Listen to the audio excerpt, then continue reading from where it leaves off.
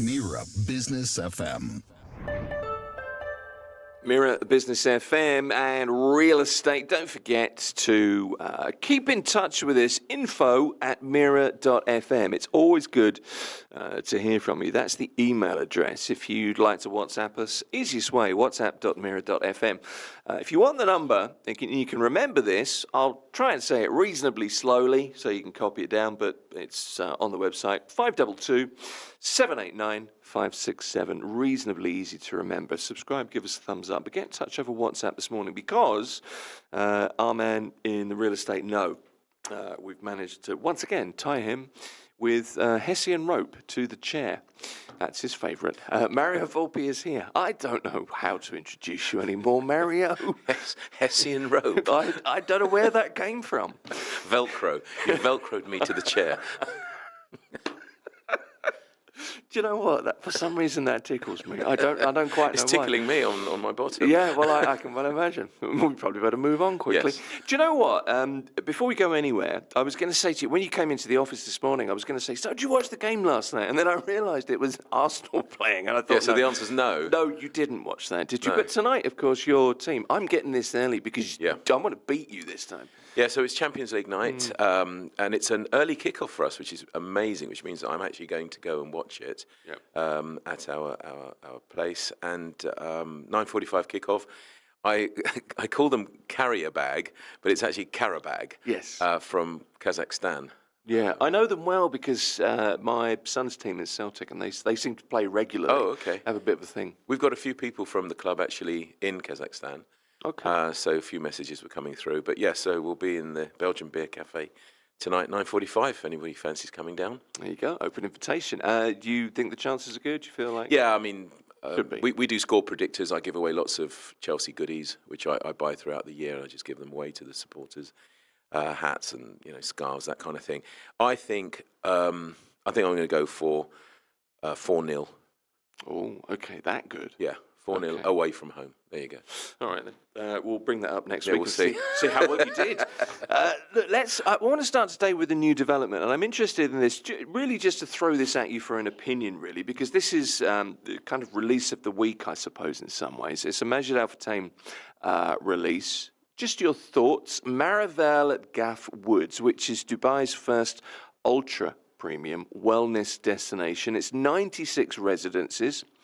It's all about privacy, tranquility, 4 boutique buildings in the inner circle of Gaff Woods Forest. And you get a membership to Maravel, which is wellness and lifestyle and stuff.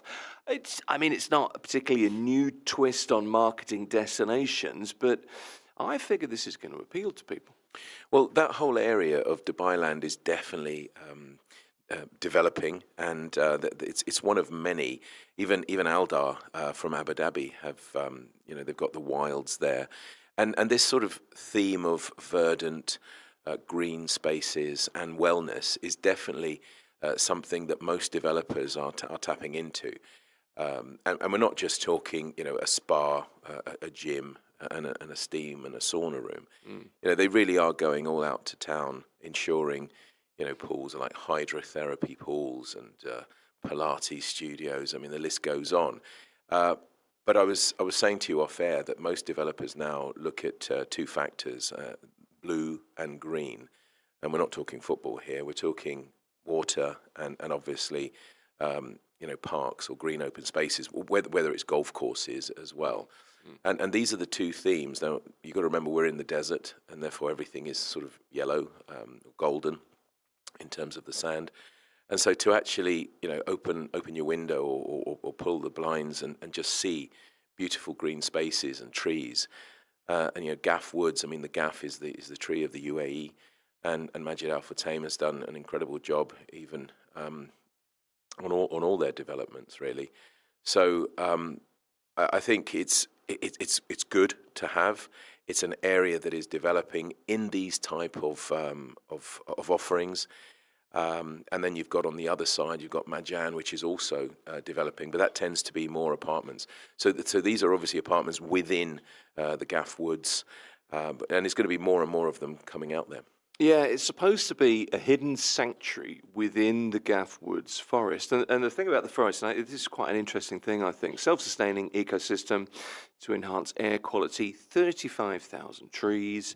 So in theory, the environment should be a good bit cooler, and they're quoting 5% centigrade less than urban areas. Yeah, I mean, I was about to say before you just mentioned that is the actual theme behind all of this. Yeah. To try somehow to actually lower the temperature a little bit. And don't forget, all of that area, I mean, we've got the big daddy of that area, which was Albarari. I mean, that's where it all started from. I remember taking a picture, and I sending it to my friends, like, guess where I am? As I'm going down the road, you've got all these trees sort of interlocking with themselves. And I had people say, "Are you in Thailand?" It was so green that you didn't know that you were in Dubai. And I think that's the aim. And Albarari did it very well, and obviously is now well established.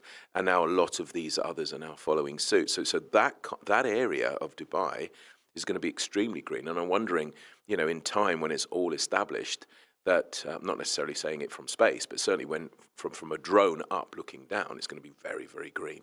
It's going to be something, isn't it? Lots of, premium homes, 8 kilometres walking past, 3.5 kilometres of cycling routes, there are gardens and wellness pavilions as well.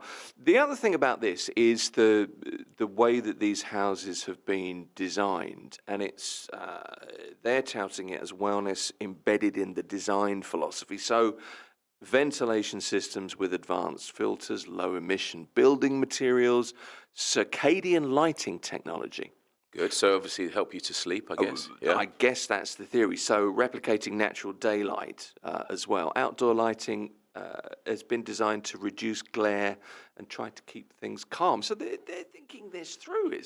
They are, but I don't know about you. Works. It's just a bit, for me, it's just a bit too much. I mean, just pull your curtains and put your eye mask on if you haven't got blackout blinds, and just relax.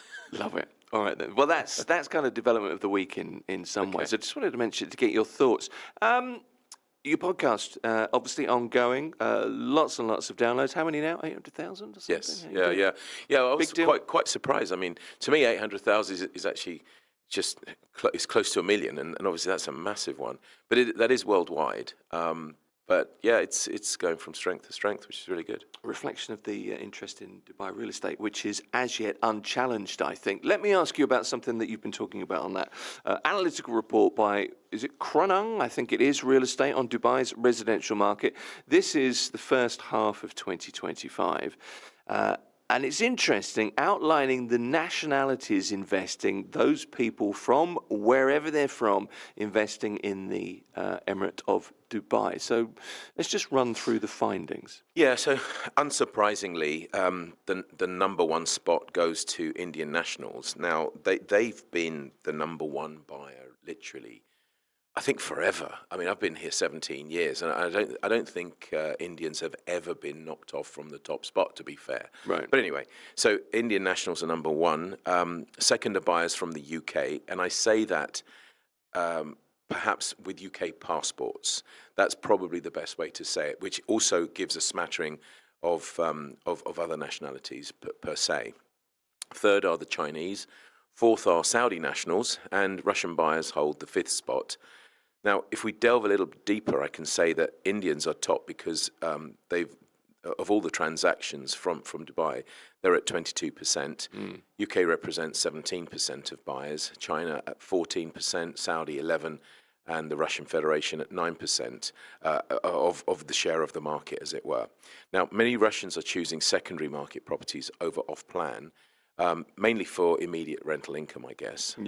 Whereas others are investing in off-plan but branded projects, and we spoke about this last week. Branded projects are still doing really, really well. Now, they're doing that for long-term capital growth and, of course, for access to the Golden Visa program as well. I've mentioned sort of in the past that globally, this sort of segment of branded residences has grown by about 160%, and Dubai is definitely maintaining its leadership within this space. And branded residences within Dubai are commanding higher prices by as much as 130, even up to 198% of traditional residences. and Dubai is currently host to 61 projects underway with another 100 branded projects in the pipeline. So I guess by 2030, the MENA region is expected to amount for a quarter of all the world's branded residence supply, with Dubai being the key growth engine and global benchmark. We keep coming back to this, don't we? Yeah. The branded residence idea. And there are so many different ones. I mean, famously, we talked at length. For some reason, I don't really know why we talked about Chelsea residents quite as much as we did. We'll get to the bottom of that eventually, Mario, Chelsea supporting head of Chelsea football, whatever. But it is something that keeps coming back, and it's something that will grow. You've said yourself, you expect the likes of, I don't know, Louis Vuitton, I think was the name you mentioned. Yeah, well, MVLH are already there. There's an island just by Dubai Pearl that they're involved with, Cheval Blanc. I'm not saying that very well, obviously, but so definitely they are. But you see, branded residences, they cater for that sort of association, if I can put it that way. Whether it's a football team, whether it's a shoe, whether it's a car, anything, we associate with it. And then if a property, which ultimately is either a home or an investment, will have that tag as well, then it's already part of that person's DNA, if that is what they like. And that's why I think Dubai, with all the different nationalities that we have, has succeeded with branded residences, because obviously it caters to a very wide audience. Now, talking about the Chelsea residences, that doesn't cater to everybody, because as we spoke before, football is very tribal, and there'll be those that are put off by it. But there's so many others that others can buy. So whether it's Armani, whether it's Mercedes, whether it's Jaguar or any of these others, Jacob & Co., all these branded residences, Bugatti, it will appeal to everybody to a degree. Yeah. And that's what then triggers people to then want to go and buy it. It's that association. It is. Aside from Chelsea, I'm going to go to a question in a second from Derek has texted in. Aside from Chelsea, what would attract you in terms of a branded residence? Is there something that you think, I associate with that, I identify with that?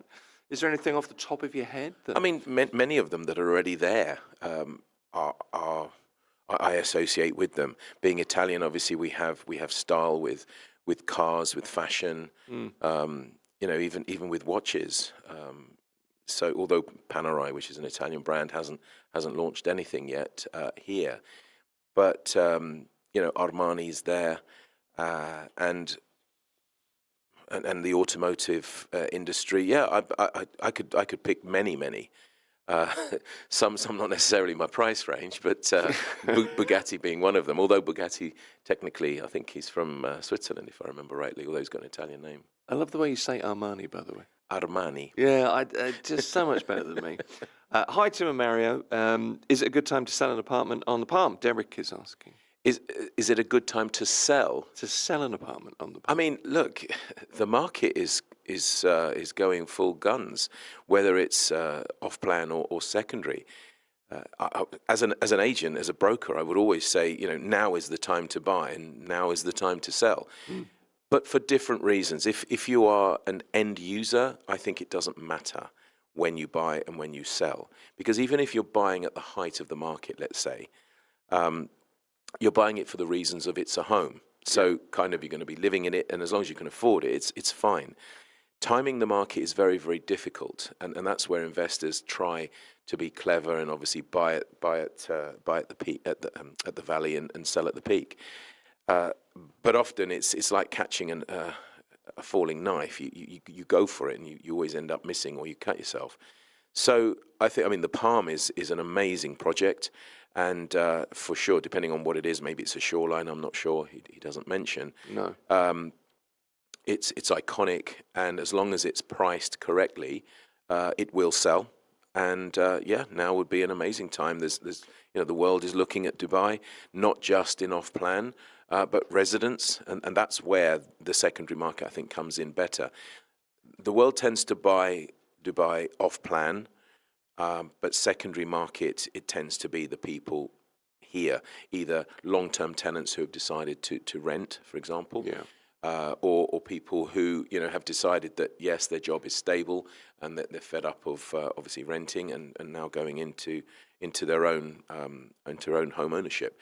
So yeah, I would definitely say yes. And if he wants to look us up, we can give him an idea on price or whatever. Okay. I mean, I get one of those Russian buyers we talked about just now who seem to be interested in the secondary market. And I guess also it depends when you bought it, doesn't it? If you bought in 2014 and, you can realise some return there. Well, actually, it's funny you should mention 2014 because 2014 was actually the peak, the last peak, as it were, before the downturn. And we then had, unfortunately, we had sort of 6 years of house price deflation, but it took 6 years to probably come down around sort of 40%. Dubai recovers very quickly, but it doesn't like downturns, and people tend not to come down in price very quickly at all. So it took 6 years to come down around 40%, and sort of only a year to sort of come back up. So 2014, leading up to 2020, prices were going down. So if anybody bought around 2014, they would have gone down, but they would have recovered after COVID. So you've got 21, 22, 23, 24, and obviously 25. So you've got these sort of 4 or 5 years of recovery. Now, some will have recovered more than what they paid for in 2014. Others would be about the same. It depends. Okay. But certainly secondary market is increasing very well. But all the eyes really are on off plan because the majority of deals are done in off plan. It's the palm as well, isn't it? Let's face it. Yeah, It is. exactly. I think we overuse the word iconic, but there's no doubt that the palm is iconic. Well, yeah, I mean, we've got so many iconic buildings in Dubai, but it was coined as sort of eighth wonder of the world. I mean, when you consider that you're 5-6 kilometers out into the sea and you're still walking on tarmac, I mean, from an engineering point of view, it is a wonder, which I think it was the Dutch that actually developed this sort of technology, floating, developments, and so there it is, sort of 20 odd years later, it's still going strong. Let's go back to the old. You'll like this, and it's interesting that you put your glasses back on. Okay, yeah, so 'cause we I'm are trying to read. they need to stay on because Carl's back on the line. Carl's back. He says, "Couldn't miss today's segment with Mario and some new glasses. I see. Well, How many does he have?" it's becoming a thing. We were talking about this off air, so I sort of rummaged in my wardrobe to see. I bought these in Japan. They're very cheap. They're one of these sort of just reading glasses. And yeah, I thought I'd bring them out because maybe it's becoming a thing. And you've suggested that I should just go to Amazon and buy a load of wacky glasses. Yeah, well, I think it's a thing. I think for Christmas you could be round the Christmas table in some extremely wacky glasses. I could see you. I could picture you. Yeah. My mind's eye is a Elton strange John. place. That's where I'm going. Yeah. For you. Yeah. We'll bring you a little keyboard in. You'll be right at home. Maybe.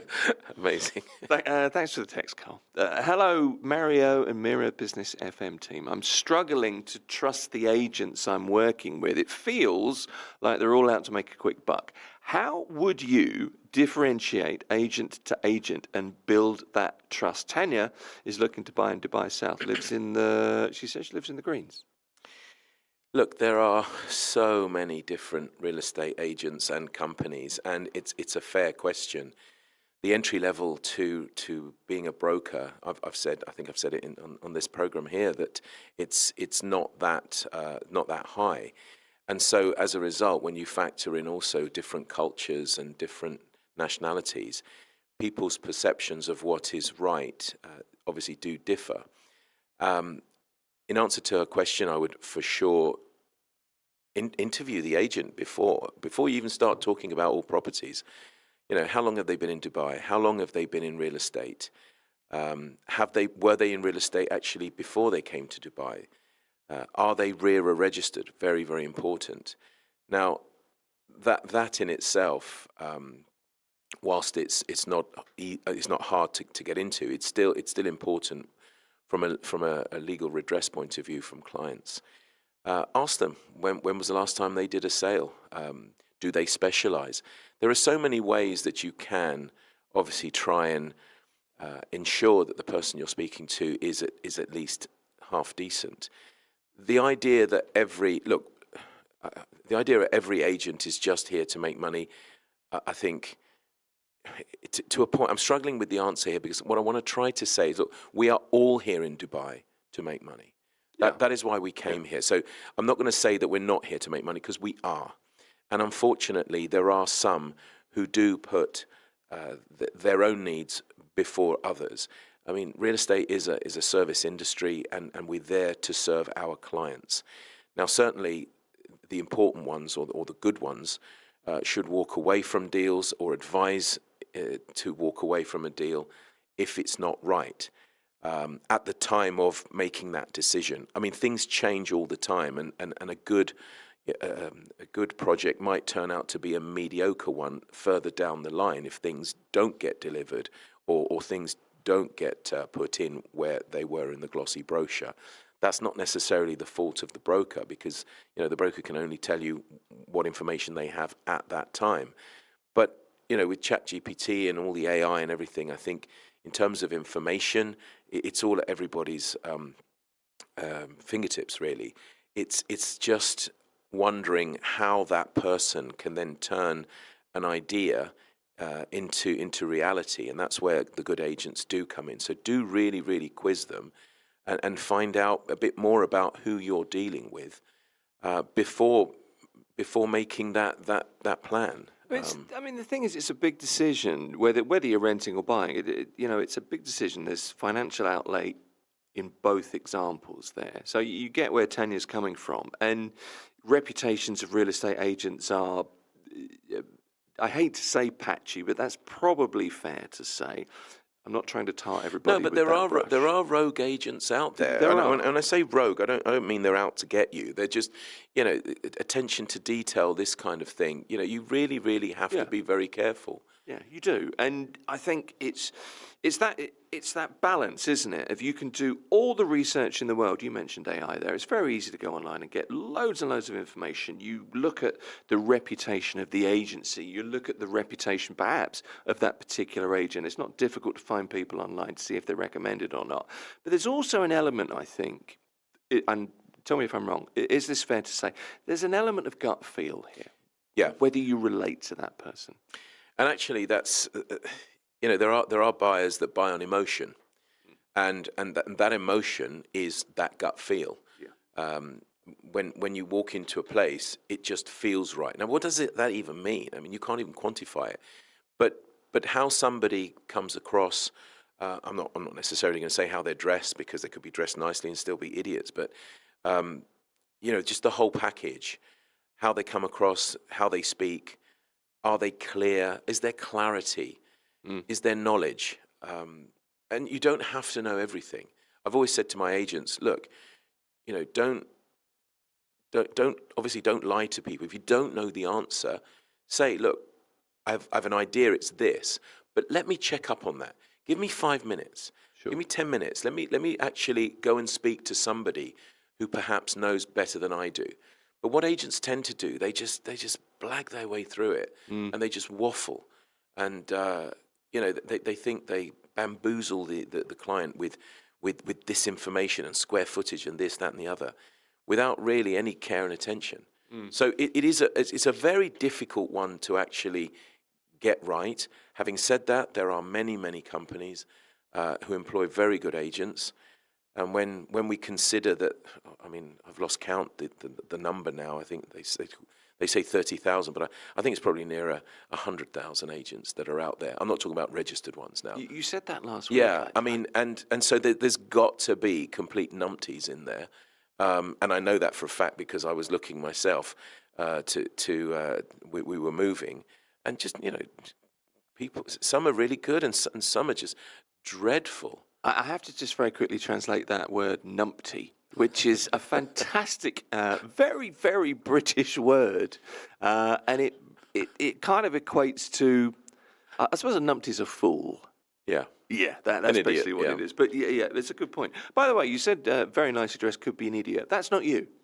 No, look, what I'm trying to say is, just because somebody looks the part doesn't mean that they are the part. That's the point I was trying to make there. But yeah. Yeah. Okay. So there you go, Tanya. I hope that helped in some way. But let's get back to the reports and the data that you've been looking at, Mario. The commercial sector now.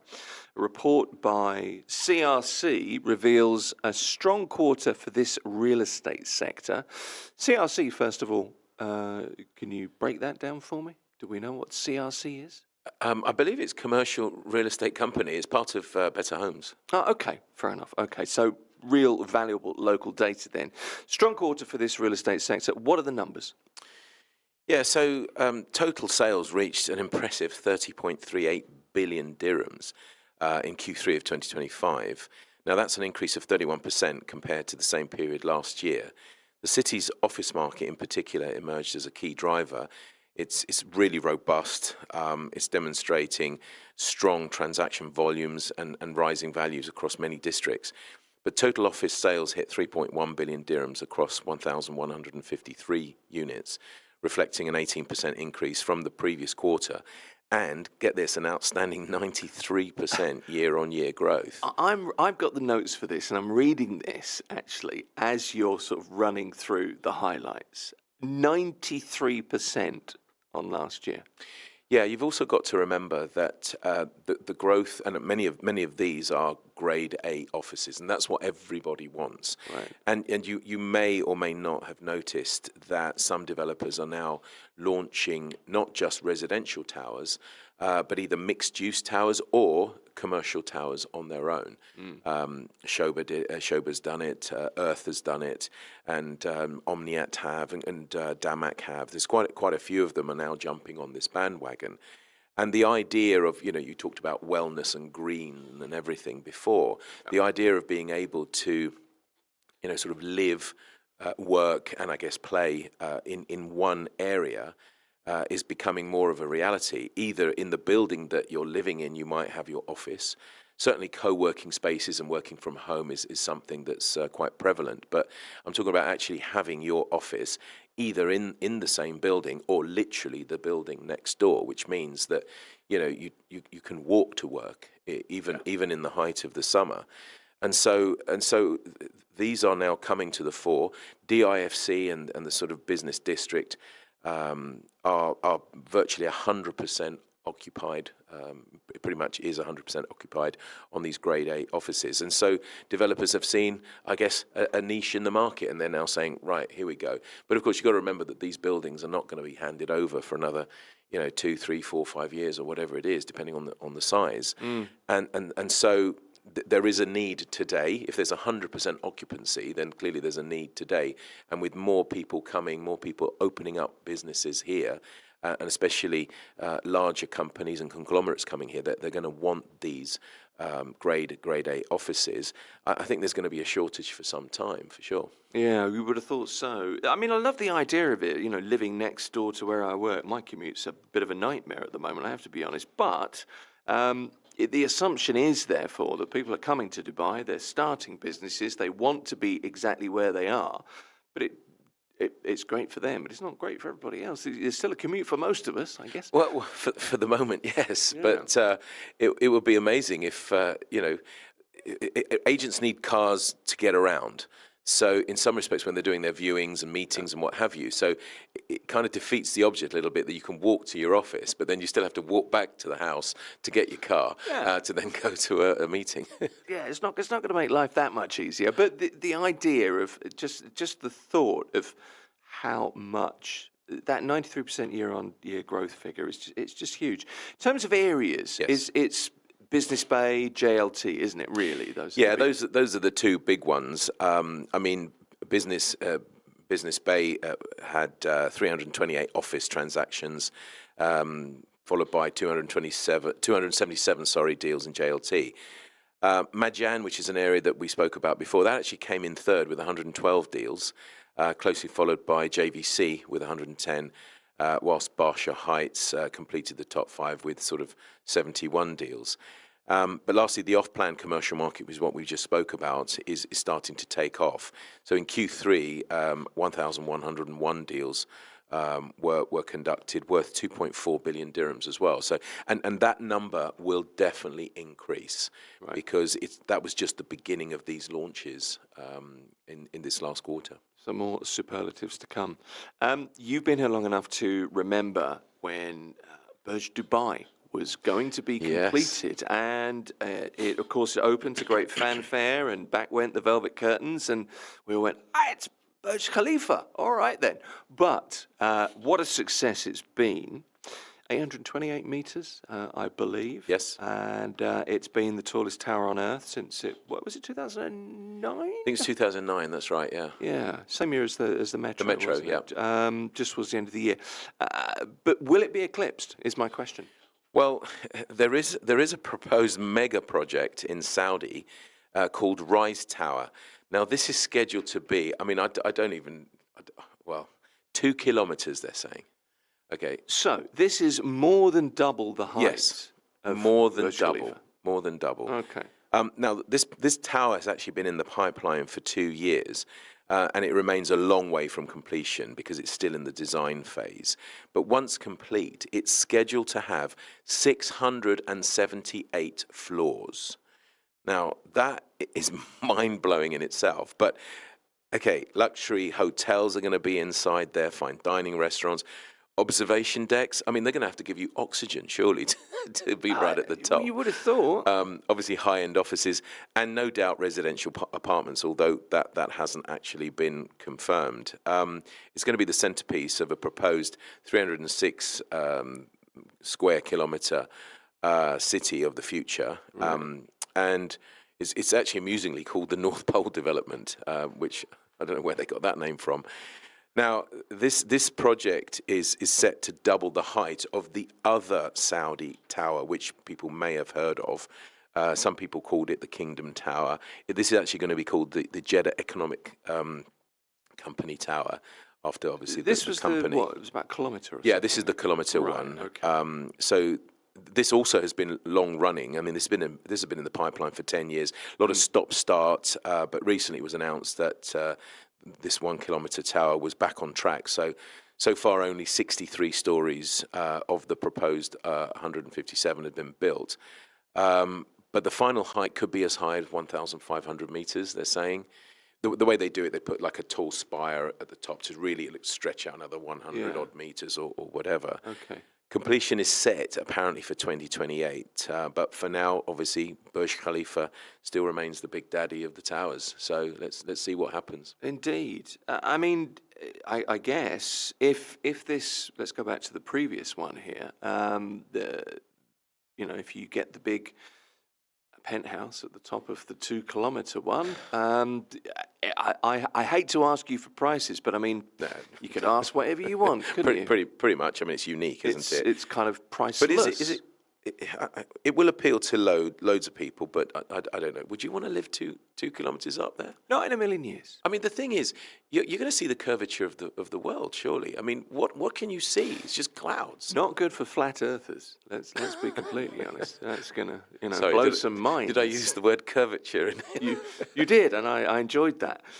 But it is interesting. No, I have a real thing with heights, but I guess it's a very particular. It's a real niche market. But I remember thinking when Burj Khalifa was being built, I wasn't in a position to buy an apartment in there. But I remember thinking at the time, and I hold the belief now that if you've got a flat in there, that's always going to be a decent place to own something. Yeah, but again, going back to the height, I mean, the optimum heights of Burj Khalifa apartments are the ones sort of between 30 and, let's say, 50 floors. Right. Because when you look out of your window and you look down, especially the ones that are facing the fountain, everybody wants Burj Khalifa facing the fountains. Yeah. But if you're on the sort of 70th, 90th, 100th floor, and you look down, I mean, all you're seeing is a body of water, and when the fountains are on, it's like someone's writing on a page. You're not really seeing the full effect of the fountain. And that's my point. Sometimes you can be too high. And what's the point? So the optimum ones are still a decent height. Marina living, for example, the apartments that look out onto the marina, the ones that are kind of on eye level where the water is much more expansive, are better than the ones that are higher up. That yes, okay, you get these bird's eye views, but the lower ones, when I say lower, lower than really, really high is what I'm trying to say, are probably actually better aesthetically. It's a good point, but there's no doubt it's a statement. You know, when you get the comparison picture in the Guinness Book of Records, it's something else. And I guess in terms of, you know, driving But let's see if they can build it forward. That's the other thing. Well, that is the other thing. Yeah. Well, let's hopefully Dubai's Burj Khalifa keeps its Big Daddy moniker for a bit longer. Here's a question for you.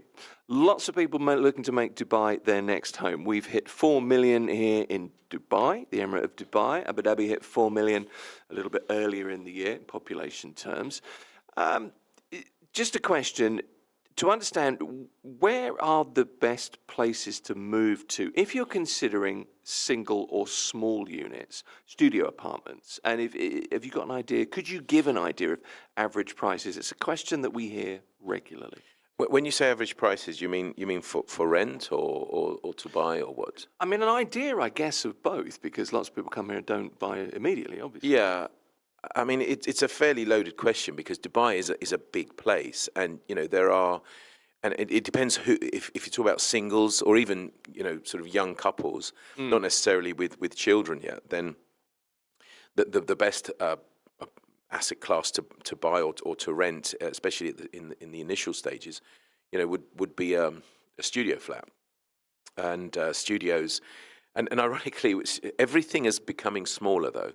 When I first came here in 2008, apartments were built, in my eyes, so spaciously because coming from the United Kingdom, where a cottage, what we used to call a 2 up, 2 down, was 600 square feet. 300 square feet on the ground floor and 300 square feet upstairs, and you still had a living room, a kitchen, 1 bathroom and 2 bedrooms. Over 2 floors, whereas here, a 2-bedroom at that time, you were looking 1,500, 1,600, 1,700 square feet, decent. And what these developers are now doing are to try and keep the per square foot price down. They're making the apartments shrink, obviously. Yeah. So talking about studio flats, I mean, studio flats in JBR where I live, I mean, they were like 700, 750 square feet. I've seen 2 bedrooms at that price now. At that size now. That's a big change. It is a big change, and obviously this has been happening gradually, and not necessarily all in one go. There's been stop-start when the market's good or whatever, when it's going down. So now typically a studio flat is around the 300, 330 square foot. You can get them at 400, possibly even 450. Those are decent sizes now. Whereas when I first came here, they were tiny. Some will have balconies and some won't. In terms of areas, as you're asking me the question, I think the usual suspects: JVC, Discovery Gardens. You've got Silicon Oasis. Marjan is definitely an area now to look to. Dubai Sports City has many options for these smaller apartments, I'm saying. But, I would always just say to anybody, it's not just about, the prices. It's about the convenience. Where are you going to work? Going back to where you're going to work. Yeah. What's the commute like? Yeah. I remember I had an email from a chap in London who was selling his grand house in Oxfordshire. He's coming to live here, and he's doing it the right way round. He's going to select the school first, or try and get the kids into the school or schools, and then he will look at where am I going to buy. And initially we'll probably rent for a year anyway, just to understand how Dubai works and the day-to-day runnings of everything. So I think that's very, very sensible, because clearly he's focused on his children's education and their well-being, as it were. He'll probably obviously have a car. If he's a C-suite, he might even have a driver. So it's not really a problem for him about where his work is, but obviously that commute to and from school is very important. Oh, I just think make your life as easy as you possibly can. Yeah. I've always thought that. Let me just go back for a second to sizes of apartments, and I wonder if there's an element of back in the day, places tended to be roomier here, higher ceilings. I mean, that's a climate Well, decision, isn't it? the ceiling heights haven't necessarily changed. They're still decent, and even new Still developers, reasonably. they're giving 3.3 meters high. You know, the Okay, ceiling height yeah. isn't the issue. It's just the volume. It's this just the size of the apartment has shrunk. You know, we used to have separate kitchens.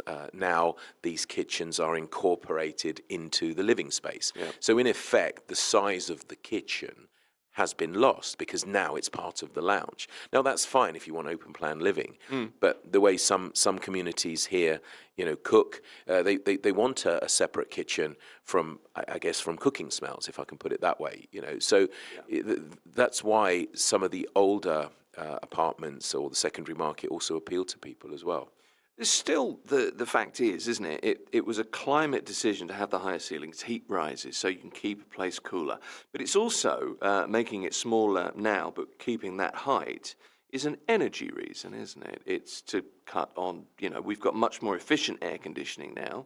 You can work on your energy costs as well. Yeah, I would have thought so. But you know, if the room is smaller and the ceiling is lower, that's pretty depressing. You know, you're going to feel sure. enclosed. For sure. Whereas if the ceiling height is still decent enough, and let's not forget we have very tall people here as well, you know, from all over the world. So we have to cater for that head height too. I think as long as when you walk in, even if a room is cozy, for want of a better word, or compact, as long as the head height is still quite good, I think you get away with it. And that's why developers are. There's a lot about that, isn't it? When you walk in a place, it just reminds me. I've walked in a few places, and I've known straight away that I want to live there. So I'm gonna sign on that dotted line, or buy in one or two instances. But there's a feel, isn't there, when you walk into a And this is what we spoke about before. You know, at dinner parties, yeah, we bought this property. Yeah, it really felt right. And I always question that because, as I say, you can't bottle it. It is an individual feeling. As an agent, when I was first starting out, somebody said, I want a 3-bedroom house in this location. I said, well, there it is. There's 3 bedrooms. It's in the location. No, I don't like this. Well, why aren't you buying it? It's 3 beds. It's in the location you want. That's the simplistic view of looking at it. Sure. But that's also why I think, we still, with all this AI technology, we still need to visit these places. I mean, people buy unseen. I get that as well, from videos or floor plans and walkthroughs. But it doesn't give you the full experience. And so there are certain things I think that we'll still have to do that perhaps, dare I say, AI will not take away from us. I was at an exhibition last year, and they made me wear. Actually, it was Schober, if I remember rightly. They made me wear these these goggles, as it were, so you could maneuver yourself into a room and go from one room to another. Yeah. I couldn't get the thing to work for a start. I don't know whether that was me or whether it was the technology, but it was so awkward. I kept bumping into things. I literally felt as though I was maybe in a wheelchair or something. Nothing was smooth, and the experience was dreadful. Right. Now, maybe with technology that's going to improve and will help people. But honestly, get yourself in a plane, come to Dubai, come and visit the properties, and you'll be fine. It really does make all the difference. The virtual tours just don't cut it, do they? Yeah. Another thing that you've talked about this on your podcast recently, and I think this is worth going into because it is interesting. The two types of buyers you have. One end of the scale, you've got the investor. The other end is I'm going to live here. I'm the end user. Yeah, there's two clear types of buyers, as you say. Now, the investor really is only interested in the numbers. What's the purchase price? Yep. What can I rent it for? What are the service charges? What are the outgoings, etc.? What's the ROI? And also they have exit strategies. What could it potentially be worth in 12 months, 24 months, that kind of thing. So the investor is all about yield or return of investment and indeed capital appreciation. Now, the end user, on the other hand, whilst obviously still wanting capital appreciation, because nobody wants to buy a property that then loses money. But they're much more about emotions, just as we were speaking about before, rather than just numbers. And if they connect with a property, and when they say, yeah, it felt right, when that feeling is there and they connect with it, they're more likely to want to go for it, because this is a home. This is your sanctuary. This is where you feel safe. This is where you make memories, all sorts of things, and so that is why it's much more at a deeper level from an end user point of view, that especially as agents, you try to paint pictures. If someone likes cooking, for example, then you're going to labor on what an amazing kitchen, and if it has all the gadgets, etc. If others are more into dreamland, as it were, you can stand on the balcony and say, you can sip your cup of coffee and look at the view you have here. This is your view every day, kind of thing, whether it be green or blue, as we mentioned before. So that is why you have to really think, as an agent, you have to really think about how to portray properties to different types of people. So I'm not saying that people are emotional, but they do buy on emotion when it comes to their own home. When it comes to investments, it is literally all about the numbers. Now, we can get it wrong as well. The numbers that you're given might be, dare I say, inflated. So again, do your due diligence and look about what happened in the past. It's all well and good saying what something might be worth in the future, but what did it grow last year? What did it grow the year before? And you can even do that with off-plan, because as even an off-plan property has got capital growth as it goes through the sort of construction stage. Most agents have access to B2B platforms that show all this data. Unlike some other countries, this data is not actually available to the public, which I think in some respects is a shame. But then it also means that we as agents, we have a handle on that and can send out these reports to say, look, your neighbor sold yesterday at this, and you want to sell it at this price. And I say, that's why it's too much money, and that's why yours isn't selling, all things being equal. So data is super important, and it's the investors that really look into the data a lot more, perhaps, than the end users. I mean, that's what we've seen here in the UAE, isn't it? The rise of data when it comes to real estate, everything. I mean, we've used a lot of that data today, and it really is, year on year. It is all percentages, and the numbers are huge, but there is so much data available now. I think there's a lot more transparency than there ever was. No, it has to be that way, and that's why people say, "Oh, is Dubai a mature market?" The answer to that is no, not yet. We're getting there. It's maturing, and though. It is maturing for sure. And the more data that is given to the public, that is when we can actually say it's kind of getting there. I mean, maybe from a nosy point of view, I don't know, but you can see on a title deed that the price that the original or the person selling bought it from. Yeah. But in the UK, you have these websites where literally you just put the postcode and you can see how much your neighbour bought his house for. Yeah. So we don't have that here. Right. Whether we ever will, I'm not sure. But certainly it all helps, and sometimes hinders as well, because when you are in a rising market, and the last house sold for X and you're trying to get Y, justifiably so, it's difficult, because then a buyer might say, well, why is yours on at this when the last one sold at that? So sometimes it can be a bit of a hindrance as well.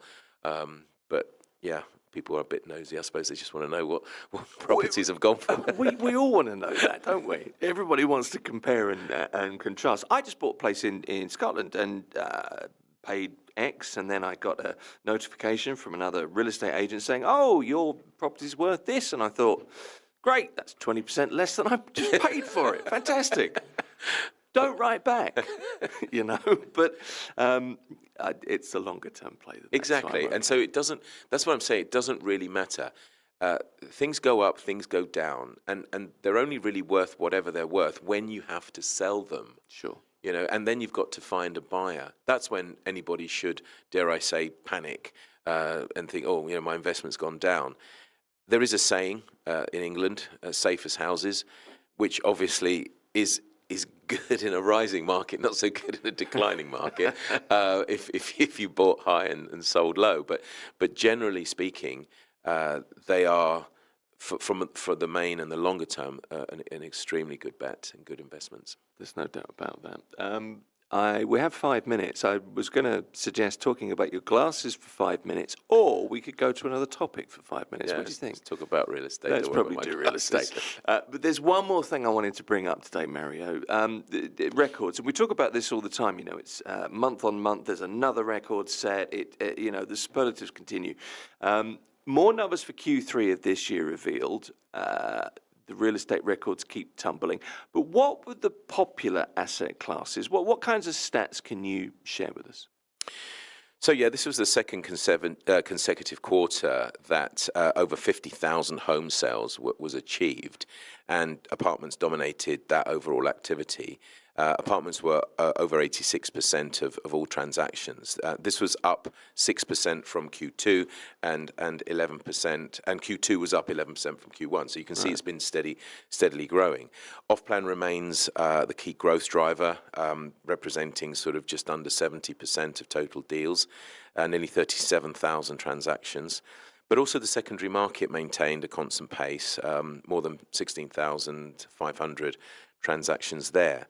Now, 37% of total deals came from Zone 6, which includes JVC, Dubai Land, which is where we spoke about before, Damac Hills 2, the Valley, Damac Lagoons. And interestingly, this is actually much further away from the sea. So I guess people are looking for maybe value. Just to give you a bit of context, Damac Lagoons are launching, and a 4-bedroom townhouse is selling for 2.775, something like this. For the same sort of money, that will buy you if you can get hold of it, a 1-bedroom in Palm Jebel Ali, which is also being launched. So look at the difference: a 4-bed townhouse and a 1-bed apartment. Okay, one's on the sea, one's iconic. Maybe the 9th wonder of the world, if we're talking about Palm Jebel Ali. But what I'm saying is, look at that contrast. Yeah. You know, and that comes with the location, of course. If you're willing to drive that further down, you get more bang for your buck. You know. Yeah, absolutely. And so this zone, as I say, was the most active in Q3. It had 29% came from this Zone 3. Rather than the more established communities such as obviously Dubai Marina, Emirates Living, Al Barsha. Now, the market is expected to remain resilient because of this population growth. And by 2030, there's talk of it really being as high as 5 million. So we're at 4 million now. So another million people in what, 5 years. That's some going, and it's higher than the world average. We're running at something like close to 6% growth in terms of population, where the world average is just under 1%. So dare I say 6 times the amount, and that is how well the UAE in general, perhaps Dubai specifically, has done on the world stage in setting out its stall. You know, it's like a marketplace. Where do you buy? Everyone's selling the same things. But one stall, I don't know, they just look a little bit more shinier, a little bit more crisper, perhaps a tad cheaper, or they give you better bags or something. I'm talking about all the other things: the golden visa, the tax-free lifestyle, the weather, the safety, all sorts of things are added to it, and it really is an absolute no-brainer. Why you wouldn't want to come and live in the UAE, make a life here, work here, have your own business here, because here we're all about growth. We're all about wealth generating, whereas a lot of these countries, in Europe, in the UK, are all the kind of opposite. I don't know, they're making life more difficult for you. And dare I say, when you then add in the winter weather, more miserable for you. So this has turned out to be sort of like a Dubai tourist information thing. But, you know, whoever's listening to this program and isn't here in Dubai, you know, come and visit. coming in. My daughter just came with her children and her husband, and they'd had an absolute amazing time. Of course, they spent the week with me. Why wouldn't they? But the point is, that it's the best holiday we've had, Daddy. I